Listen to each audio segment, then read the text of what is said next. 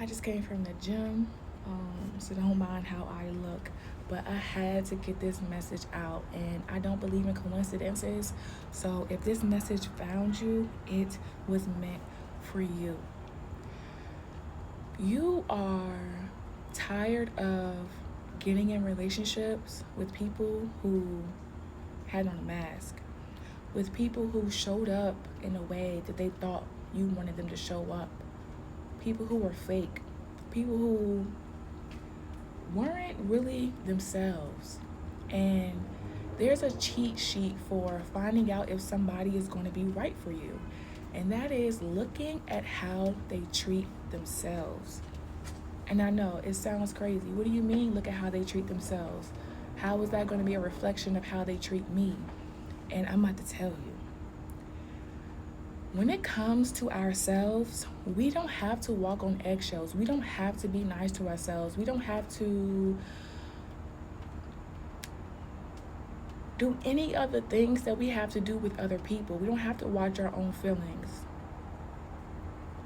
So, when it comes to myself, I'm as real as it gets with myself. With other people, yeah, you might be like, okay, they can't take that the truth, or oh, they may misconstrue this, or oh, they're already having a bad day. Not me. Let me not say this. So when it comes to you, that's as real and as raw as it's going to get. So you need to start paying attention at how people talk to themselves about themselves. How is their self-talk? Are they always playing victim? Are they always, oh, woe, it's me? Are they always saying that they're never good enough and they're not perfect and all of these things? Because if so, that's how they're going to talk to you. If they don't support themselves, they're not going to support you. Does your person have hobbies? Do they do things outside of the relationship, outside of work? How do they fill up their own cup? And if they don't have any hobbies or things outside of their relationship, they're going to look to you to make them happy. How do they communicate? And not just with themselves, not just with you, but with their friends. Are they the type of person that will sit there and ignore someone's call and then later be like, oh, I didn't even see your call, bruh? But you sat there next to them and watched them ignore the call. And it's not about, oh, ignoring the call and, we can speak to people when we're ready. It's the fact that you lied.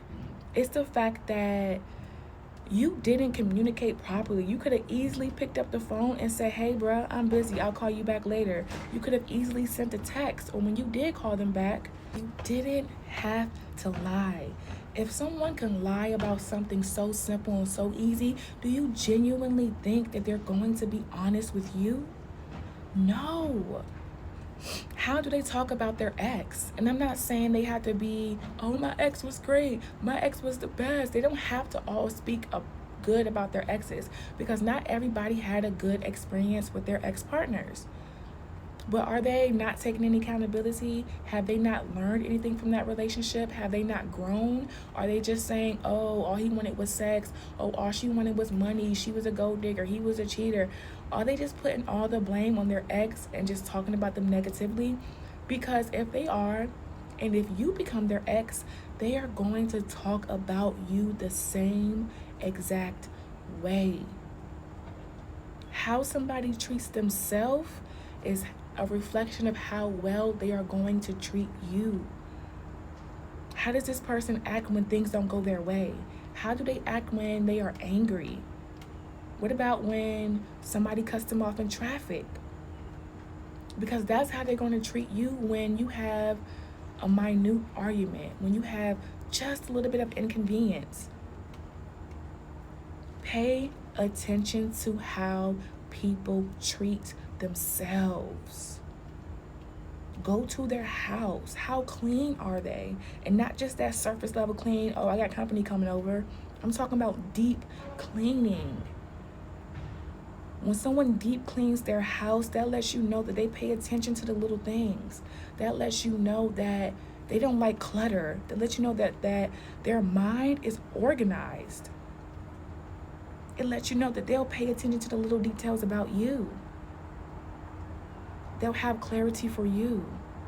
They'll be there and be able to show up for you. I am telling you, pay attention to how they treat themselves.